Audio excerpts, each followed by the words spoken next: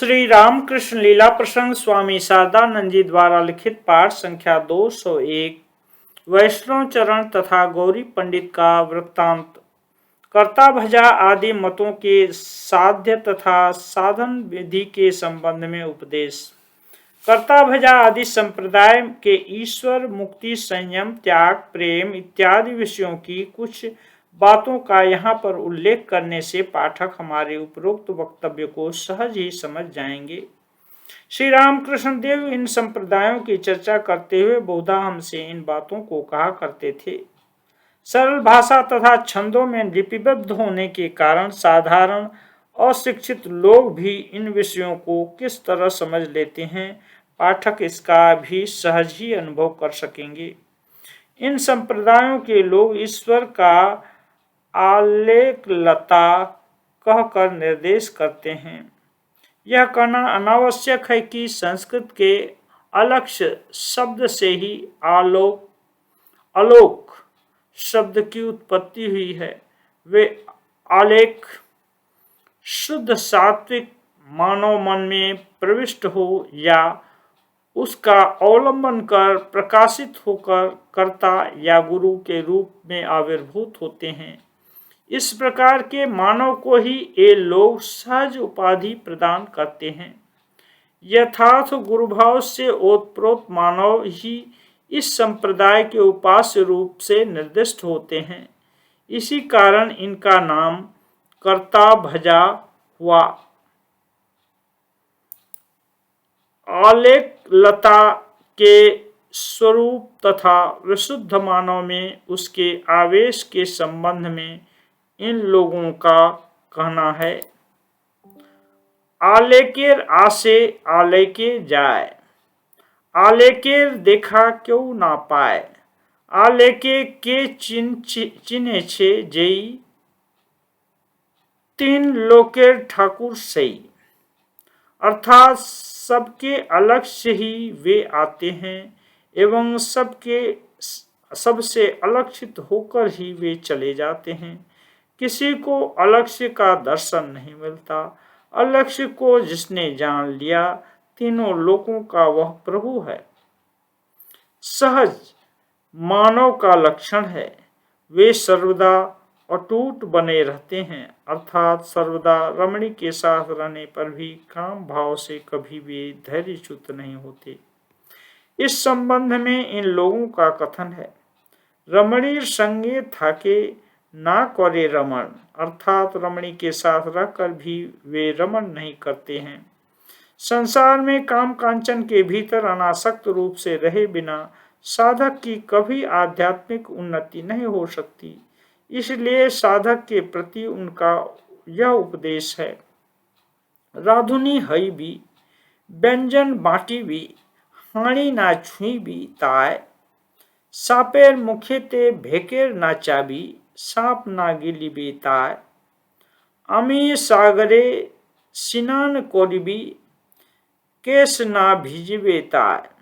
अर्थात रसोईया बनकर रसोई बनाना, व्यंजनों को बांटना, परंतु हंडी का स्पर्श न करना, सांप के मुंह पर मेढक को नचाना किंतु सांप उसे न निगले, अमृत के समुद्र में नहाना पर केशों को नहीं भिगोना। तंत्र में साधकों को जिस प्रकार वीर पशु दिव्य भाव में विभक्त किया गया है, इनके अंदर भी उसी प्रकार साधकों की ऊंची ऊंची श्रेणियों का उल्लेख है। औल बाउल दरवेश साईं, साईं पर आर नाई, अर्थात सिद्ध होने पर तब कहीं साईं बनता है। श्री रामकृष्ण देव कहा करते थे, ये लोग ईश्वर के अरूप रूप का भजन किया करते हैं एवं इस संप्रदाय के कुछ गीतों को भी वे हमारे समीप गाया करते थे। यथा बाउलों का सुर, डूब डूब डूब रूप सागरे अमार मन, तलातल पातल खुंजले पाबी रे प्रेम रत्न धन, ओरे खोज खोज खोज खुंजले पाबी हृदय माझे वृंदावन, आवार दीप दीप दीप ज्ञानेर बाती हृदय जले अनुक्षण ड्यांग ड्यांग ड्यांग ड्यांगा डिंगी चाला आवार से कौन जन। कुबेर बोले सोन सोन सोन भाव गुरु श्री चरण। अर्थात हे मन, तू रूप सागर में डूब जा, डूब जा, डूब जा। तलातल तथा पाताल में अन्वेषण करने पर तुझे प्रेम रत्न की प्राप्ति होगी। अरे ढूंढो ढूंढो ढूंढो, ढूंढने पर तुम अपने हृदय में वृंदावन को प्राप्त करोगे। साथ ही ज्ञान की बत्ती तुम्हारे हृदय में निरंतर प्रज्वलित होगी। परम निर्भरता के साथ जमीन पर नाव चलाने वाला कौन है? कुबेर कहता है कि सुनो सुनो सुनो, गुरुदेव के चरणों श्री चरणों का चिंतन करो। इस तरह गुरुदेव की उपासना तथा सब लोगों का एकत्रित होकर भजनादि में निविष्ट रहना ही उनके मुख्य साधन हैं। ये लोग यद्यपि देवी देवताओं की मूर्ति आदि को अस्वीकार नहीं करते, फिर भी उनकी उपासना प्राय नहीं करते। भारतवर्ष में गुरुदेव या आचार्य की उपासना अत्यंत प्राचीन काल से विद्यमान है। उपनिषद काल से संभवतः उसका प्रचलन हुआ है, क्योंकि आचार्य देवो भव यह उक्ति हमें उपनिषद में मिलती है। ऐसा प्रतीत होता है कि उस समय देवी देवताओं की उपासना बिल्कुल प्रचलित नहीं थी। आगे चलकर उसी आचार्य उपासना ने भारत में कितने प्रकार के रूप धारण किए हैं, देखकर आश्चर्यचकित होना पड़ता है। इसके अतिरिक्त शुद्धि अशुद्धि भलाई बुराई आदि के भेद ज्ञान को हृदय से दूर करने के लिए नाना प्रकार के आचरण भी साधकों को करने पड़ते हैं। श्री रामकृष्ण देव कहा करते थे कि साधक वर्ग गुरु परंपरा द्वारा उन विषयों से अवगत रहते हैं। कभी कभी श्री रामकृष्ण देव उन विषयों का भी कुछ कुछ उल्लेख किया करते थे। काशी बागान के अखाड़े में ले जाकर वैष्णव चरण द्वारा श्री रामकृष्ण देव की परीक्षा।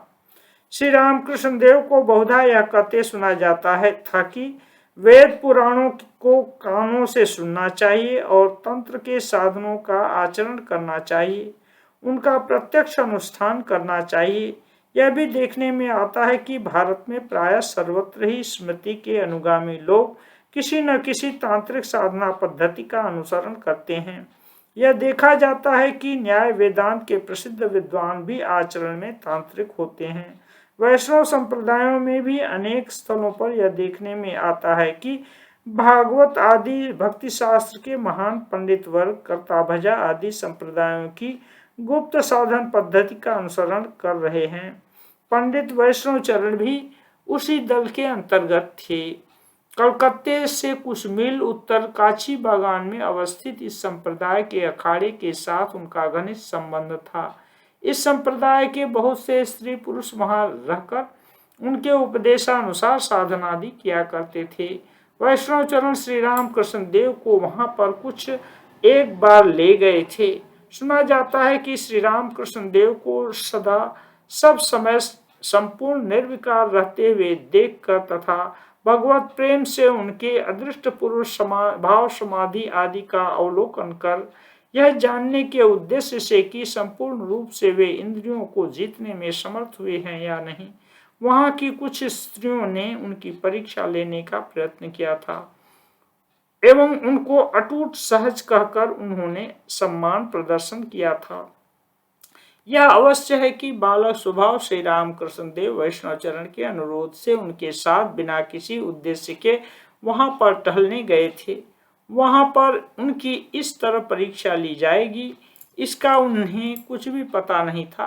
अस्तु तब से फिर कभी वे वहां नहीं गए। श्री रामकृष्ण देव के संबंध में वैष्णव चरण का ईश्वरावतार ज्ञान।